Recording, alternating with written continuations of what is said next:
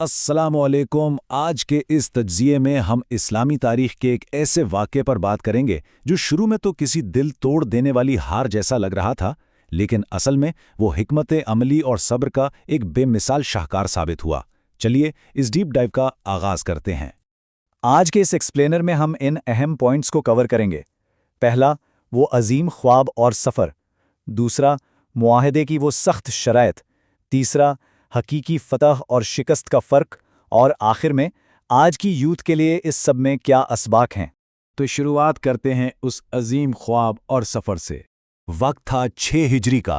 ओहद और खंदक के मार्कों के बाद मुसलमानों में आहिस्ता आहिस्ता एक नया इत्माद वापस आ रहा था। अब सोचिए ज़रा, 1400 सहाबा का एक अजीम काफ़िला मक्का की तरफ निकल पड़ता है। उनके पास कोई हथियार नहीं, सफ़र मुकम्मल तौर पर पुरअमन है, सब ने एहराम पहना हुआ है, और इन सब की वजह सिर्फ प्रॉफिट मोहम्मद सल्लल्लाहु अलैहि वसल्लम का एक ख्वाब, जिसमें उन्होंने खुद को खाना काबा में उम्रा करते हुए देखा था। लेकिन जैसा अक्सर होता है, हालात वैसे रहे नहीं जैसा सोचा गया था। मदीना से पुरअमन रवानगी के बाद जब ये काफिला हुदैबिया के मैदान में पहुंचा तो उन्हें अचानक रोक लिया गया। गुस्से में भरे कुरैश के लीडर्स ने रास्ता ब्लॉक कर दिया और वहां से शुरू हुआ कई दिनों पर मुहित शदीद तनाव और मुज़ाकरात का सिलसिला। और फिर सामने आई मुआहिदे की वो सख्त शराइत। अब जरा इन शराइत पर गौर करें जिन्होंने वहां मौजूद सहाबा के दिलों पर किसी भारी बोझ की तरह असर किया। पहली शर्त, इस साल कोई उम्रा नहीं होगा, अगले साल आना और सिर्फ 3 दिन रुकना। दूसरी, 10 साल तक कोई जंग नहीं। तीसरी और सबसे चुभने वाली शर्त, मक्का से मदीना आने वाले किसी भी शख्स को वापस करना होगा, लेकिन अगर कोई मदीना से मक्का गया तो उसे वापस नहीं किया जाएगा। यहां तक कि दस्तावेज पर रसूल अल्लाह लिखने पर भी एतराज़ किया गया। देखने में ये शराइत मुसलमानों के लिए बिल्कुल यकतरफा और मायूस कुन थीं। और दोस्तों, ये जज्बाती तकलीफ तो तब अपने उरूज पर पहुंची जब वहां अबू जंदल रदियल्लाहु अन्हु आ गए। वो नए मुसलमान हुए थे और जंजीरों में जकड़े कुरैश की कैद से भागकर वहां मदद के लिए पहुंचे थे। लेकिन इस नए मुआहदे की वजह से उन्हें वापस उन्हीं जंजीरों में कुरैश के हवाले करना पड़ा। वो बहुत रोए, और सच पूछिए तो ये मंजर वहां खड़े हर एक शख्स के लिए नाकाबिले बयान हद तक दर्दनाक था। इन्हीं जज्बात और परेशानी की हालत में हज़रत उमर रज़ियल्लाहु ताला अन्हु पूछते हैं, क्या हम हक़ पर नहीं हैं? सोचिए ज़रा उन 1400 निहत्ते सहाबा की हालत। उन्हें लग रहा था कि जब वो हक़ पर हैं तो ऐसी ज़िल्लत आमेज़ शराइत क्यों मंजूर की जा रही हैं और अपने ही साथी को वापस क्यों भेजा जा रहा है। लेकिन कहानी में यहाँ आता है एक ज़बरदस्त ट्विस्ट। तो सवाल ये बनता है कि जिस वाक़ये ने इतना गम और दुख दिया, आखिर वो शिकस्त नहीं बल्कि एक अजीम फ़तह कैसे थी। चलिए अब इस ज़ाहिरी शिकस्त के पीछे छुपी हकीकी फ़तह को तलाश करते हैं। टूटे हुए दिलों और आंसुओं के बिल्कुल बरक्स प्रॉफिट मोहम्मद सल्लल्लाहु अलैहि वसल्लम का रिएक्शन देखें। उन्होंने मुकम्मल तवक्कुल और भरोसे के साथ फरमाया, ये सुलह एक बड़ी जीत है। उनकी नज़र इन फौरी रुकावटों से कहीं आगे मुस्तकबिल की अजीम कामयाबी पर थी। अगर हम इस मुआहदे का मुवाजना करें तो तस्वीर बिल्कुल बदल जाती है। शॉर्ट टर्म में देखने से ये बिल्कुल हार लग रही थी, उम्रा का ना होना, अनफेयर शराइत, दिलों का टूटना। लेकिन अगर हम लॉन्ग टर्म पिक्चर देखें तो ये एक बेमिसाल फतह थी। इसने दीन सिखाने के लिए एक महफूज माहौल दिया, 10 साल का अमन फराहम किया और लोगों का इस्लाम में दाखिल होना तेजी से शुरू हो गया।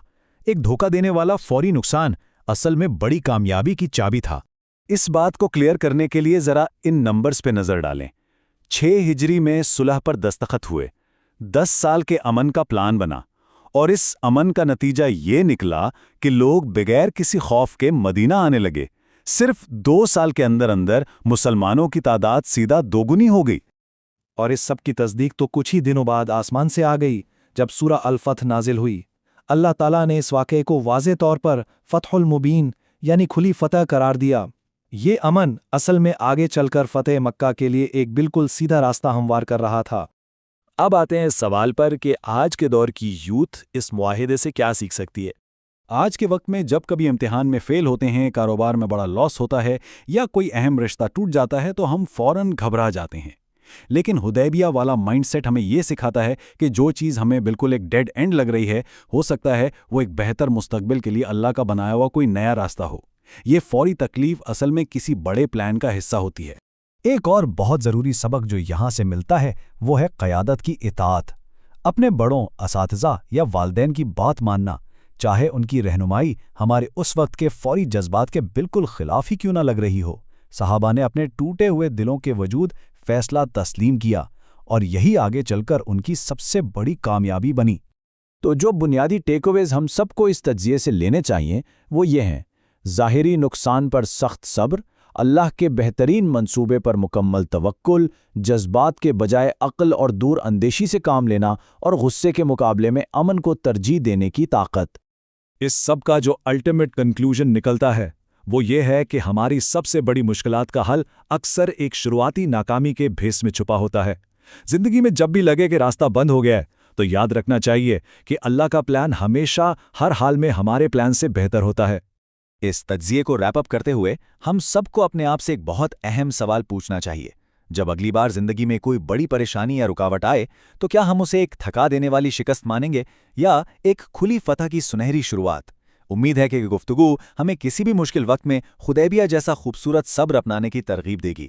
اپنے قیمتی وقت کے لیے بہت شکریہ۔